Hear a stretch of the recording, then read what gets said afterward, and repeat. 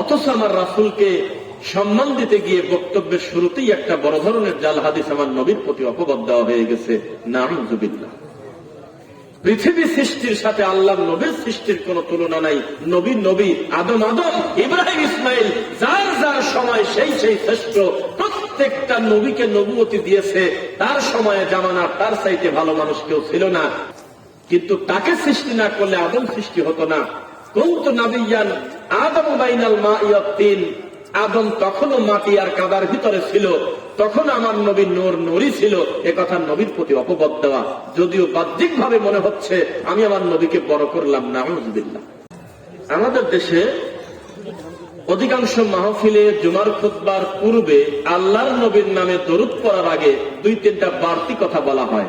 এক, ওই নবীর প্রতি দরুদ ও সালাম, যেই নবীকে আমার আল্লাহ সৃষ্টি না করলে আসমান জমিন কোনো কিছুকে সৃষ্টি করতেন না। যেই নবীর ওসিলায় আল্লাহ আদমকে বানিয়েছেন, চিৎকার দিয়ে বলেন সাল্লাল্লাহু আলাইহি সাল্লাম। এই কথা বলে কিনা? অথচ আমার রাসূলকে সম্মান দিতে গিয়ে বক্তব্যের শুরুতেই একটা বড় ধরনের জাল হাদিস আমার নবীর প্রতি অপবাদ দেওয়া হয়ে গেছে। নাউযুবিল্লাহ। পৃথিবী সৃষ্টির সাথে আল্লাহর নবীর সৃষ্টির কোন তুলনা নাই।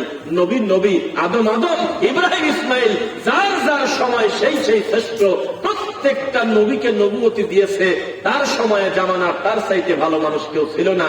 এটাই আমার আল্লাহর চাওয়া পাওয়া। আর মুহাম্মদ সাল্লাল্লাহু আলাইহি ওয়াসাল্লামের বৈশিষ্ট্য হলো তিনি রাহমাতাল লিল আলামিন, সমস্ত নবী থেকে শ্রেষ্ঠ। তিনি দুনিয়া থেকে যাওয়ার সাথে সাথে আল্লাহর ওহীর দরজা বন্ধ, কিয়ামত পর্যন্ত নবুয়তির দরজায় তালা লেগে গেছে। আর নতুন কোন ওহী নাযিল কিয়ামত পর্যন্ত হবে না। এটা তার দৃষ্টান্ত, এটা তার মর্যাদা, এটা তার শ্রেষ্ঠত্ব। তিনি কাউসার মালিক, তিনি মাকামে মাহমুদ পাবেন, তিনি আমার রবের কাছে সুপারিশের অধিকার পাবেন। তিনি সূরা বনী ইসরাইল 17 নম্বর পারা একটু পড়ে দেখেন, আল্লাহ কত কাছে তাকে নিয়েছেন। এটা আলাদা কথা। কিন্তু তাকে সৃষ্টি না করলে আদম সৃষ্টি হতো না। কুনতু নাবিয়্যান আদম বাইনাল মা'i ওয়াত তিন। আদম তখনও মাটি আর কাদার ভিতরে ছিল, তখন আমার নবী নূর নূরই ছিল। এ কথা নবীর প্রতি অপবাদ দেওয়া, যদিও বাহ্যিক ভাবে মনে হচ্ছে আমি আমার নবীকে বড় করলাম। নাউযুবিল্লাহ। ভালো কথা দিয়ে নবীকে এত বেশি বড় করা যায় যে তার সবচেয়ে বড় প্রমাণ হলো কোরআন মাজিদ। আউযু বিল্লাহি মিনাশ শাইতানির রাজীম। ইন্নাকা লাআলা খুলুকিন আযীম। 7 তারিখে নির্বাচন। কয় তারিখে? 2 বেলা গাঁজা খায়, 1 বেলা ভাত খায় এমন লোক যদি ভোটে দাঁড়ায়, আমরা কিন্তু বলবো এর মতো সোনার চাঁদ আর কেউ নাই। কেননা ওনাকে যদি আমি বড় না করি, তাহলে তো আমি ভোটও পাবো না, বা ওনার ব্যাপারে তো মানুষ বুঝতে পারবে না। এরকম নিকৃষ্ট মানুষকে সার্টিফিকেট দিচ্ছে ইউনিয়ন পরিষদ থেকে চাকরির জন্য। ঢাকা গাজীপুরে গার্মেন্টসে চাকরির দরকার, জাতীয় পরিচয় পত্র শুধু হলে হবে না, চারিত্রিক সনদপত্র লাগবে পরিষদ থেকে। তখন পরিষদে দেওয়ার সাথে সাথে তুমি কে?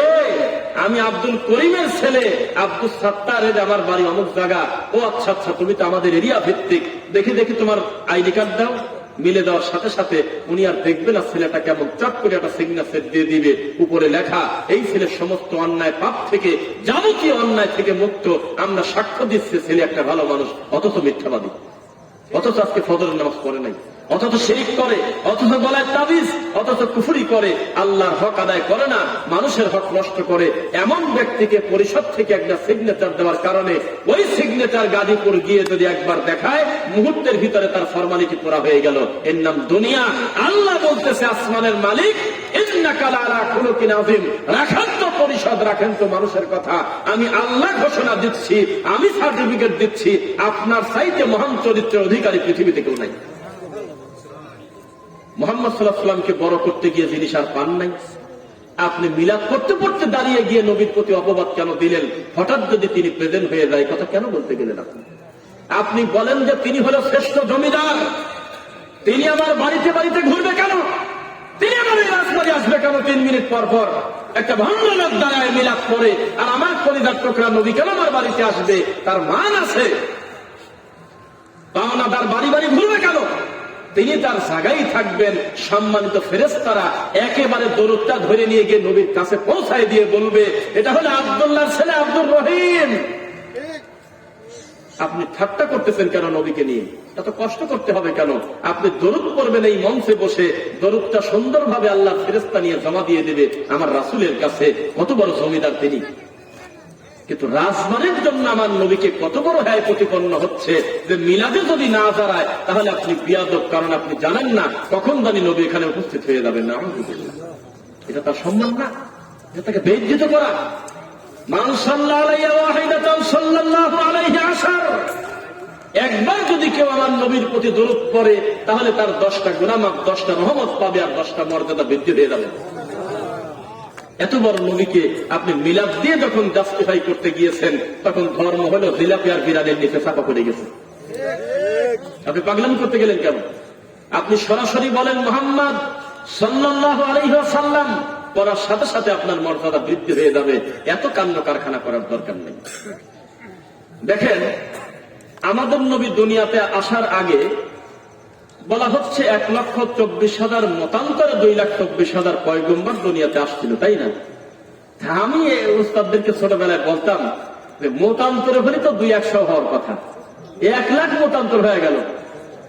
আমাদের বাড়ির পাশে একটা সাইকেল মেকার আছে, তার নাম আজিজুল মেকার। মজা করে সাইকেল ঠিক করার পরে জোরে করে একটা ধাক্কা দিয়ে বলে, ঠিক করে দিলাম, এক টানে ঘন্টায় 60 মাইল, না গেলেও 1.5 মাইল যাবে। কথা কিসের সাথে কি? 1,24,000 মতান্তরে 2,24,000। আমরা এত টেনশন না নিয়ে বলবো অগণিত আল্লাহ পয়গম্বর।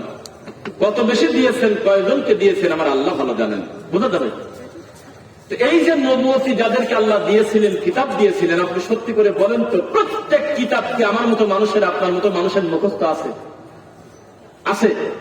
ওই কিতাবে কি কি বিধান ছিল তার উম্মতের প্রতি, এটা কি আমাদের জানা ছিল? ছিল বলেন? ছিল না। আদম আলাইহিস সালামের সময় শরীয়তের এমন বিধান ছিল, ইব্রাহিম আলাইহিস সালামের সময় সেই শরীয়ত সেটা ভেরি করে নাই।